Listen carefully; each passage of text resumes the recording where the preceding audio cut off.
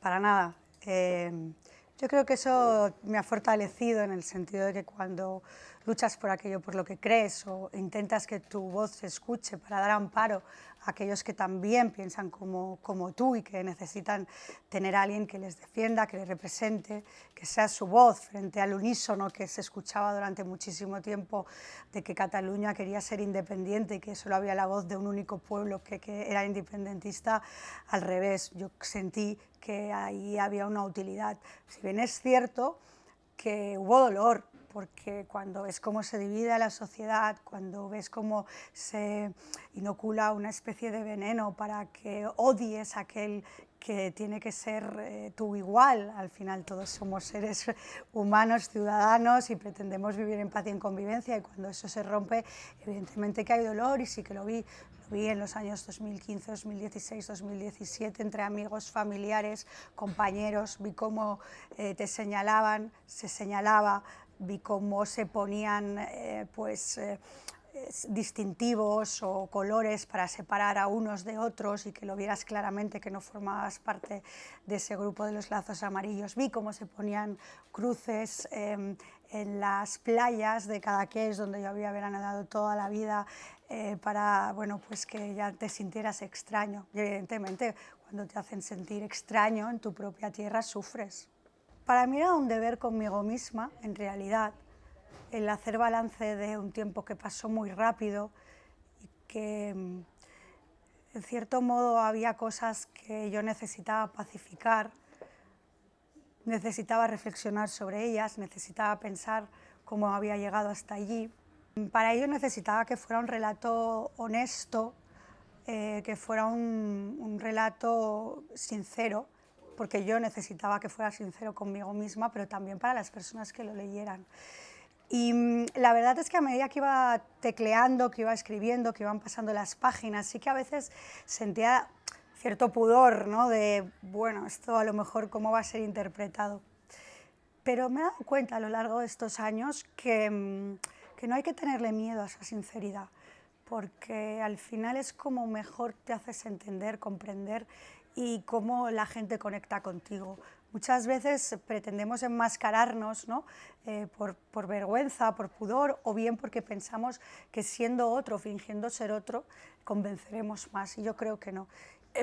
Conmigo misma, es decir, las ganas que tenía de hacer lo que estaba haciendo, con la responsabilidad que me habían dado en ese momento, es decir, encontrarme en esa situación de un día al otro, ¿no? Y de responsabilidad y de querer hacer las cosas bien, eso me daba fuerza.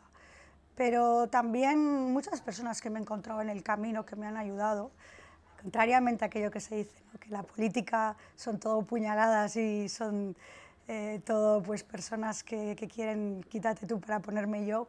También he encontrado personas que han merecido la pena y con las que me he sentido acompañada. Eso pues sí lo destaco, pero bueno, yo creo que cuando te sientes orgulloso de lo que haces, también te acompañas a ti mismo en seguir adelante. No, en absoluto, o sea, mil veces volvería porque es gratificante. Creo que esa década, a pesar de todo, con los últimos resultados que hemos visto en Cataluña, a pesar de que hubo cosas y yo soy muy crítica y lo he sido siempre con cómo se hizo esa gestión, porque creo que se llegó demasiado tarde, sí es cierto que todo lo que se hizo, por muy difícil, complicado y duro que fuera en ese momento, hoy vemos los resultados de todo aquello, porque sí creo que ayudamos a desenmascarar al independentismo con ese sueño irreal que quería hacer, y sobre todo con esos políticos independentistas tramposos y nocivos dividiendo a la sociedad, que hoy en las urnas pues, han recibido ese varapalo por parte de la sociedad que ya nos ha dejado engañar. Un pueblo se rompe cuando le inoculas odio como una manera de diferenciar a unos y a otros. Y un pueblo sobre todo se rompe cuando lo empobreces intelectual y culturalmente. Barcelona era un crisol cultural justamente porque convivía gente llegada de todas partes que hicieron de ella su hogar y que al revés aportaban y añadían a la cultura si quieres, únicamente catalana, ¿no? Hablo de Carmen Amaya, hablo de, por ejemplo, Vargas Llosa, que también está en Cataluña, en Barcelona, sus mejores años, y lo ha reconocido, ¿no? Porque ahí la gente diversa se junta para enriquecerse entre ella. Entonces, cuando tú dices eso, ya no es cultura catalana.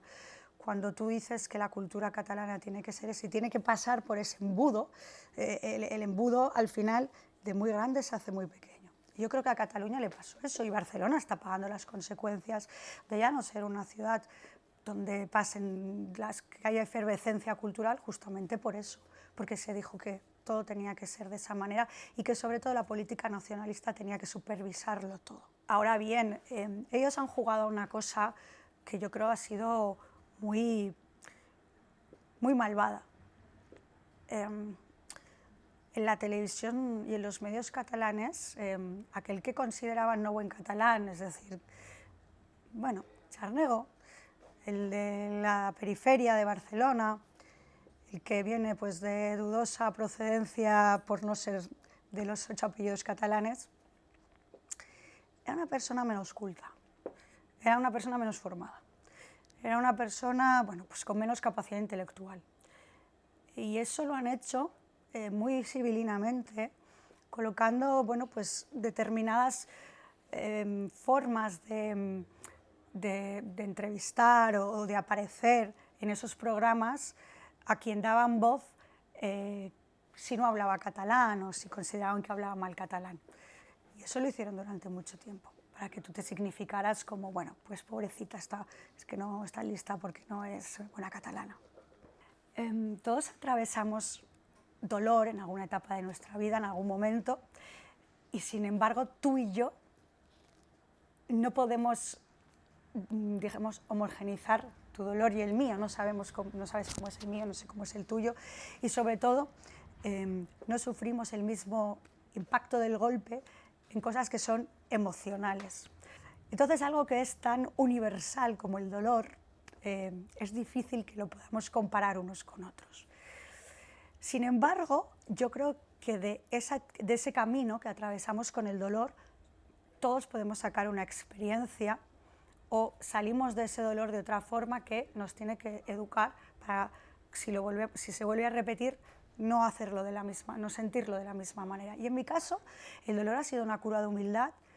El dolor me ha generado más confianza en mí misma porque me ha hecho ver mis debilidades, pero también mis fortalezas.